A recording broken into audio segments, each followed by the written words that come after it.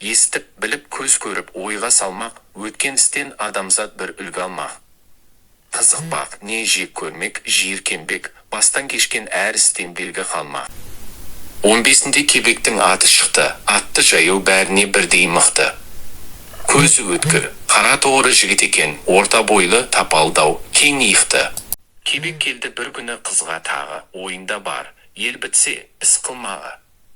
Еңлікте дайын болды сол арада, қара жартас, белгілі табыспағы. Екеуі тәуекелдеп кетіп қалды, таң атпай-ақ ордаға жетіп барды. Ағаштан балаған қып, аша жауып, бекініп бір дарада жатып алды.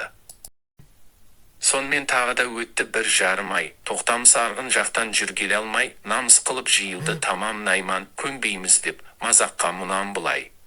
Толғатып еңлік сұлу бір ұл тапқан, айы толып, мезгілі жеткен күнде, екеуі сол баланы қылады ермек, кезек ұйықтап, сақтанып жүрді сергек.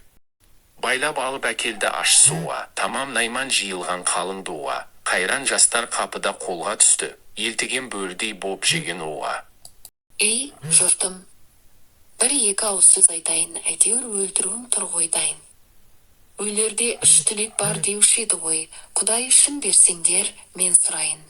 Кебекпен мені азғана араздастыр, өлген соң бірге қосып таспен бастыр. Мына бала, тобықты баласы ғой, мұны өлтірме, кеңгір бәйбіге тапсыр. Үш тілегін алсын деп жұрт кеңесті, бердік деп екеуінің қолын шешті. Құшақтасып сүйісіп, қош айтысып, ал енді өлтіре бер, мейлің десті. Жуантаяқ баланы түнде білді, түн ішінде жиылып атқа мінді, таң ата келіп іздеп таба алмады, қисыны біреу ұрлап кеткен сынды. Еңлік кебек моласы бүгінде Бартаймақ пен Ералының арасында. Жігіттер, бұл өлеңді жазған мәнім, емес қой жастықпенен салған әнім, қас қайсы, қаза қайсы, таза қайсы, аларсың көп ғибрат, байқағаның.